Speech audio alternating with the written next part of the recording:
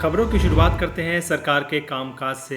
विश्व पर्यावरण दिवस के अवसर पर मुख्यमंत्री त्रिवेंद्र सिंह रावत ने कहा कि ग्रीष्मकालीन राजधानी गैरसैंण को ई विधानसभा बनाया जाएगा। उन्होंने कहा कि पर्यावरण का संरक्षण हम सब की सामूहिक जिम्मेदारी है। पर्यावरण प्रदूषण से मुक्ति एवं जैव विविधता को बनाए रखने के लिए हमें भागीदारी के प्रयास करने होंगे। विश्व पर्यावरण दिवस के अवसर पर सचिवालय में सभी जिलाधिकारियों के साथ वीडियो कॉन्फ्रेंसिंग के दौरान ये बात कही। उन्होंने कहा कि पर्यावरण एवं मानव के बीच कैसा संतुलन बना रहे, ये देखने की बात है। इस दिशा में अनुसंधान की आवश्यकता है। इस अवसर पर मुख्यमंत्री ने उत्तराखंड राज्य की पर्यावरण रिपोर्ट की बुक का भी विमोचन किया। मुख्यमंत्री ने कहा कि ग्रीष्मकालीन राजधानी गैरसैंण को ई विधानसभा बनाया जाएगा। उत्तराखंड ने ई कैबिनेट की शुरुआत की है। हमने अपने कार्यालय को ई कार्यालय बनाने का निर्णय लिया है। सभी 17 कार्यालय ई ऑफिस हो गए हैं। प्रयास है कि राज्य के ब्लॉक स्तर तक जितने भी कार्यालय हैं इनको ई ऑफिस बनाया जाए। इसके अलावा मुख्यमंत्री त्रिवेंद्र सिंह रावत ने कहा, हरेला पर्व पर फिजिकल डिस्टेंसिंग का पालन करते हुए व्यापक स्तर पर पौधारोपण किया जाएगा। और हमारी कोशिश है कि हमारे राज्य के जितने भी हमारे ऑफिस हैं ब्लॉक लेवल तक, इनको हम ई ऑफिस बनाएं। हमने जो हमारी ग्रीष्मकालीन राजधानी जो गैरसैंण को घोषित किया है, वहाँ हम उसको ई विधानसभा बनाएंगे। ई विधानसभा के रूप में हमको बनाएंगे, फाइलें ले जाने की जरूरत ही ना पड़े। खबर कोरोना वायरस से मंत्री सतपाल महाराज के परेशानियों की। नैनीताल हाईकोर्ट ने कैबिनेट मंत्री सतपाल महाराज को क्वारंटीन नियमों के उल्लंघन मामले में नोटिस जारी कर जवाब दाखिल करने का आदेश जारी किया है। हाईकोर्ट के मुख्य न्यायाधीश रमेश रंगनाथन की अध्यक्षता वाली खंडपीठ ने मंत्री के साथ ही राज्य सरकार, डीएम व एसएसपी देहरादून को भी नोटिस जारी कर 3 हफ्तों में जवाब देने का आदेश दिया है। मामले में कोर्ट ने पूछा कि जब आम लोगों पर आईपीसी की धारा 188, 307 समेत अन्य धाराओं में मुकदमा किया जा रहा है तो इनको क्यों बचाया जा रहा है। ये भी कहा कि कहीं संवैधानिक पद पर होने के चलते तो सरकार इनको नहीं बचाना चाहती। बता दें कि विगत 20 मई को मंत्री सतपाल महाराज के घर पर सभी लोगों को होम क्वारंटाइन का नोटिस चस्पा किया गया था, जिसकी अवधि 3 जून तक थी। लेकिन इसके बाद महाराज ने बिना किसी को क्वारंटीन की जानकारी के 21 मई को कैबिनेट बैठक में हिस्सा लिया तो 25 से 27 मई तक अपनी विधानसभा में भ्रमण भी करते रहे। खबर कोरोना के 2.5 चाल की। प्रदेश में कोरोना का कहर जारी है। हर दिन कोरोना मरीजों के मामलों में वृद्धि हो रही है। लाखों प्रवासी उत्तराखंड वापस आए हैं। ऐसे में सभी का टेस्ट किया जा रहा है, जिसके बाद प्रदेश में कोरोना मरीजों की संख्या में इजाफा हुआ है। आज प्रदेश में कोरोना संक्रमण के 46 मामले सामने आए हैं, जिसके बाद अब राज्य में कुल संक्रमित मामलों की संख्या 1199 हो गई है। हालांकि अभी तक 309 मरीज ठीक हो चुके हैं, लेकिन जिस तरह से लगातार मामले सामने आ रहे हैं वह चिंता लोगों की बढ़ा रहे हैं। आज देहरादून में 15, रुद्रप्रयाग में 14 और टिहरी में 6, अल्मोड़ा में 5, चंपावत व चमोली में 2, हरिद्वार व पौड़ी में 1 कोरोना मरीज मिला है। वहीं दून अस्पताल में कोरोना संक्रमण फैलता ही जा रहा है। अस्पताल के स्टाफ में लगातार 3 दिन से कोरोना के केस सामने आ रहे हैं। शुक्रवार को ये 4 मामले सामने आए हैं। चिकित्सकों की टीम दिन रात कोरोना मरीजों के उपचार में जुटी हुई है।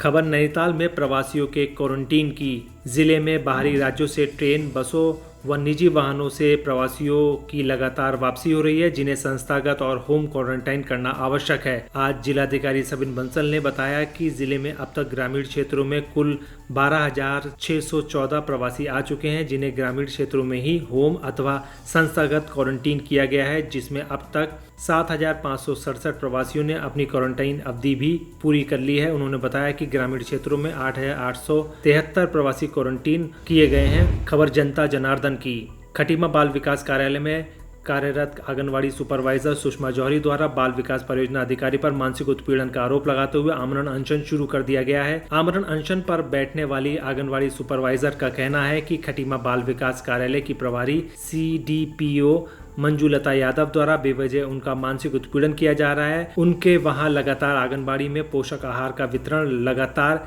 CDPO के आदेशानुसार समूह के माध्यम से लिया जा रहा है। इसके बावजूद भी बाल विकास परियोजना अधिकारी मंजूलता यादव ने उनसे कहा कि उनके द्वारा आंगनबाड़ी कार्यकर्तियों को THR का सामान समूह से ना लेकर दुकान से लिया जाए, जबकि लगातार सभी आंगनबाड़ी वर्कर अपने केंद्रों का पोषक आहार समूह के माध्यम से ले रही हैं। इसी बात पर CDPO द्वारा उनका वेतन रोकने व 7 माह बाद रिटायरमेंट तक न दिए जाने की चेतावनी जारी कर उनका मानसिक उत्पीड़न किया जा रहा है। आप भी जान लीजिए सुषमा जौहरी क्या कह रही हैं। बाल विकास परियोजना खटीमा में सुपरवाइजर हूँ। हमारे यहाँ आंगनबाड़ी कार्यकर्तियाँ जो हैं THR का वितरण करती हैं। यहाँ हमारे यहाँ कोई CDPO नहीं है। प्रभारी CDPO मंजुलता यादव सितारगंज की हैं। उनका इनडायरेक्ट में कहना यही है कि सारे लोग समूह से खरीदो।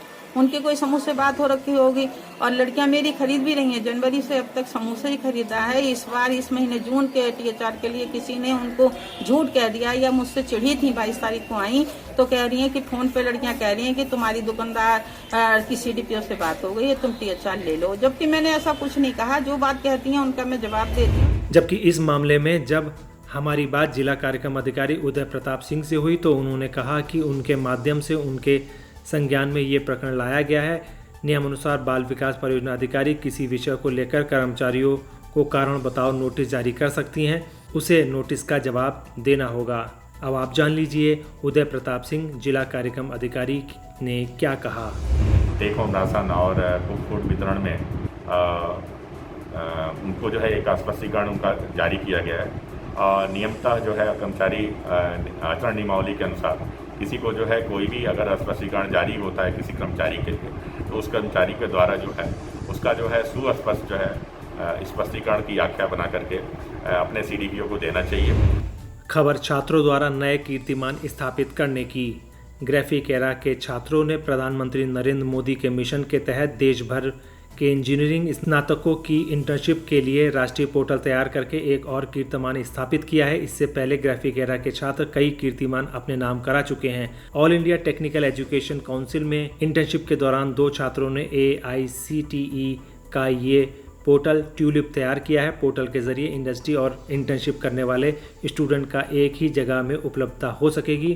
केंद्रीय शिक्षा मंत्री रमेश पोखरियाल निशंक ने गुरुवार को शहरी विकास मंत्री हरदीप सिंह पुरी के साथ दिल्ली में देश के इंजीनियरिंग स्नातकों को प्रशिक्षित करने की महत्वाकांक्षी national education alliance for technology योजना का शुभारंभ किया। बता दें कि ग्राफिकेरा डीम्ड टू बी यूनिवर्सिटी के बीटेक कंप्यूटर साइंस के छात्रों आकाश पांडे और शिवांशु गुप्ता ने AICTE में इंटर्नशिप के दौरान इस ट्रेनिंग के लिए ये पोर्टल तैयार किया है।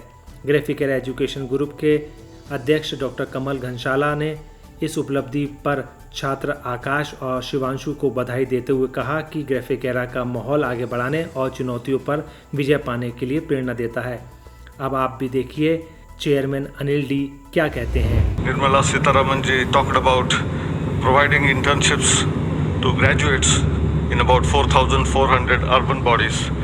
This was in February, and immediately Ministry of Housing and Urban Affairs took it up, and within a matter of just 2 to 3 months we came out with a program where we can create a portal which was going to be launched today by the 2 honorable ministers, which was prepared and made ready by the team of AICTE headed by my friend here who is sitting in the audience, Chandrasekhar Buddha, who has joined as Chief Coordinating Officer, along with two students from Graphicera University. They were interning in AICTE, Akash Pandey and Shivanshu Gupta, and it's a wonder that something which is of an enterprise level software tool, which is a portal which is absolutely robust, was prepared and created within 2 months. खबर धर्म, संस्कृति और पर्यटन की। कल विश्व पर्यावरण दिवस के अवसर पर प्रदेश के मुख्यमंत्री त्रिवेंद्र सिंह रावत ने कहा उत्तराखंड का 71% भाग वनों से ढका हुआ है, जिसमें 48% भूभाग वनों से आच्छादित है। ये भी कहा कि यहाँ चिपको आंदोलन की शुरुआत हुई थी। एक दूरस्थ गांव रेडी में गौरा देवी जैसी महिलाओं ने दुनिया को पर्यावरण के प्रति जागरूक किया। उन्होंने वनों को बचाने के लिए अपनी जान की परवाह भी नहीं की। सीएम ने प्रदेश की जनता से अपील की है कि हमारे घर में कोई मांगलिक कार्य हो, नए कीर्तिमान स्थापित किए हों, नई नौकरी लगे या अपने पितरों को याद में एक पेड़ जरूर लगाएं। उन्होंने कहा कि हमें पर्यावरण को बचाना है। चिपको आंदोलन की अगुवा गौरा देवी ने पेड़ों को बचाने के लिए चिपको आंदोलन चलाया था।